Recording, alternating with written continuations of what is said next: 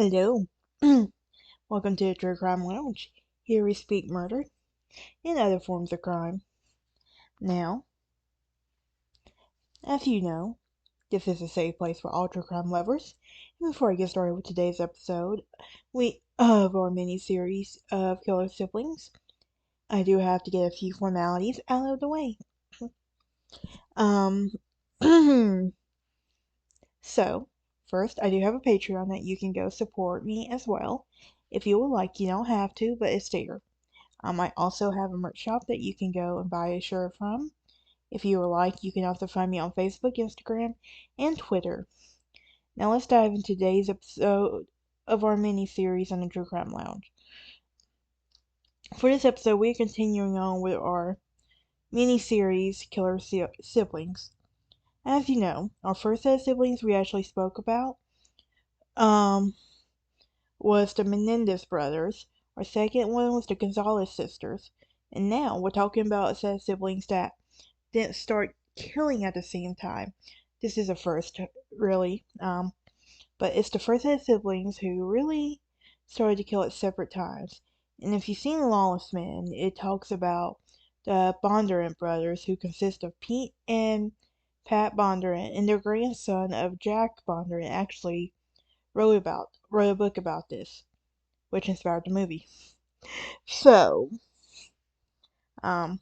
this is one of the hardest cases I'm trying to find early biography on, just because it was kind of hard to. But I like a challenge, so I was able to muster up, find what I could. So, the twins did almost everything together. Basically.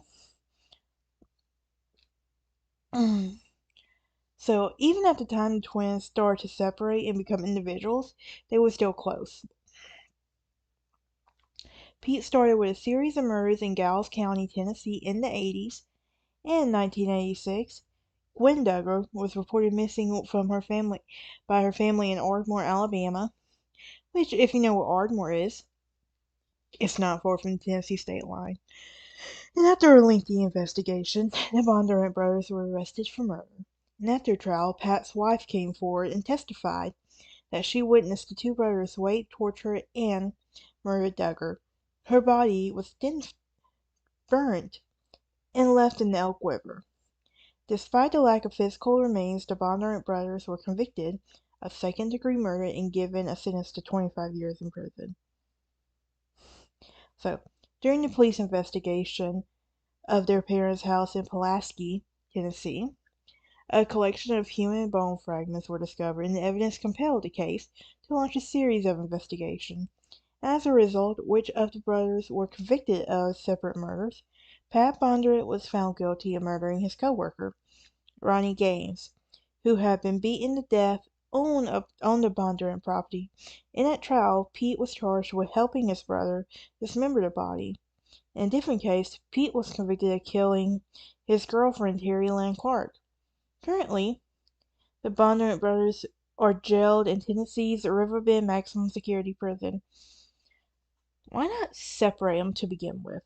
But anyway, the brothers have even been featured on the TV show Evil Twins. A clear motive is hard to come across for any of these these crimes committed. Basically, for Pete and Pat were roughly about 300 pounds each, give or take. Together they were an opposing pair. According to people who knew them, they also dealt with every kind of drug problem possible. They were known as generous, hard-partying guys until people started disappearing around them. The twins shared a short fuse and often erupted in violence, with little provocation.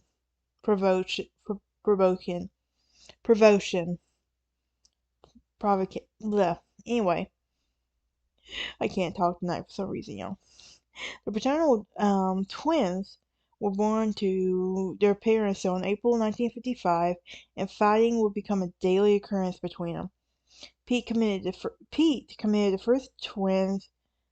first known act of serious violence. In 1975, he was living with two other men and two other women in Cincinnati during a directionless phase in his life.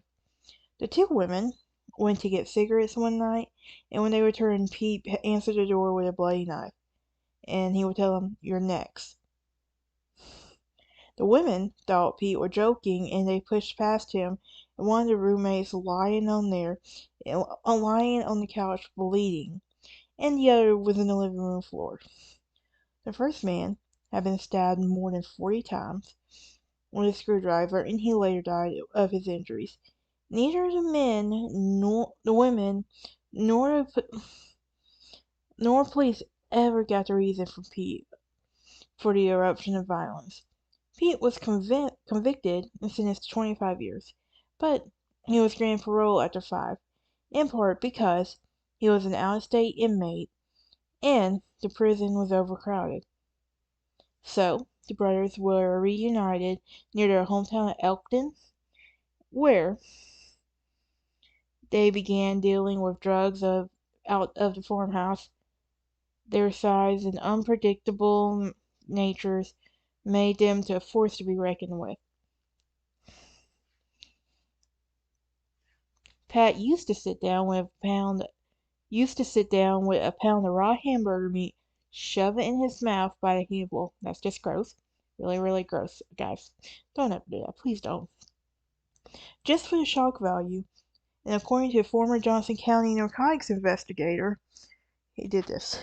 It's like gross. So, the twins were attracted a following of just like to get high. The farmhouse reminded somewhat of the Manson commune of Spawn Ranch in Los Angeles, and soon the Bondurant farmhouse would have been plagued by violence as grisly as the Manson family. Gwen Dugger, she was 24 on the night she went missing, May 1986, from at the brothers' place. And after watching the twins work on their father's car for a while, she decided to stay behind and hang out with the brothers. And she told the brothers that she would be alright, and that Pat would take her home later. She was never seen again. The community immediately suspected the brothers, but when nobody, there was no murder. My mind just went to that song by Taylor Swift. Anyway, the brothers were in the boast in public. In October, Ronnie Gaines of Pulaski would also go missing. He worked for the same rubber plant as Pat and was well liked. People also called him Hippie a few days prior to during a night of cards and partying at the Bondurant place. Pat accused Gaines of stealing his wallet. Soon Gaines would soon be nowhere to be found, and his house would be burned to ashes. Again, the authorities had strong suspicions, but no remains or evidence. The state fire marshal immediately suspected arson, though, and Pact was hauled in for questioning, and he brought his attorney with him, which raised authorities' antenna, and he insisted that he had an alibi. His alibi was his girlfriend, Lynn Clark, who investigators set up a November 18, 1986 interview, and 2 days before the interview, however, she was found dead in the Bondurant home. The brothers themselves called the police, reporting she was dead, either in her sleep or an overdose, while in bed with Pete. Pat told the investigators his and Clark's traveled out of town the night Ronnie disappeared, but of course Clark wasn't around to corroborate or deny any of the story anymore. Interesting. Anyway, police would later learn that the witnesses observed Pete's shooting Clark repeatedly with the powerful barbiturate while he was sat half conscious in a beanbag chair the day the police found him. Clark's body was last linked to the brothers. It took years for new investigators for any movement for 3 murders. In 1989, Detective Michael Chapman inherited Duggar case and came across a potential witness, Pat's estranged wife, Denise Bondurant. As luck would have it, she was dating a law enforcement officer. In exchange for immunity, Denise began to talk, and grisly things that had been the grisly things that had seen the brothers do shocked the seasoned investigators. Story Lee would go on to tell these producers of the show Killer's Twins, brutality is not something that's strange to me, but these two were beasts. So last night Gwen was seen in 1986 was her last night on Earth, and she was pulled all night by Pat, Pete, and 2 other men. Denise even told investigators that she walked into a bedroom and saw Pat having sex with a semi-conscious Duggar. Denise told investigators that she lost it, slapping the drugged woman and screaming at her husband. And then Pat grabbed a handle and brought it down twice, with all his might into Duggar's head. The first blow merely made Duggar's knees buckle, but the second she went down, Pat walked in with a .22 pistol, put 2 bullets in her head, and burnt her body over a course of 3 days in the backyard until nothing but ashes. That just smells disgusting. Just from telling y'all that, like, really, ugh. But anyway, Ronnie Gaines ended up paying for Pat, even believing he stole his wallet. After that night, Pat went on to his friend's house to play cards, eat pizza, and drink beer. Pat once again accused him of stealing his wallet, when Gaines denied it again. Pat would grab a wooden rocking chair and bash Gaines' head until the chair was in splinters. Then Pete called up his brother, and the two cut Gaines' body into small pieces in the man's bathtub. The brothers buried the pieces across the family farmland. And then, of course, they set Gaines' house ablaze. Investigators used Denise's tip to search the family farmhouse and land for forensic evidence, and eventually turned up evidence to bring brothers and charge them with 3 murders.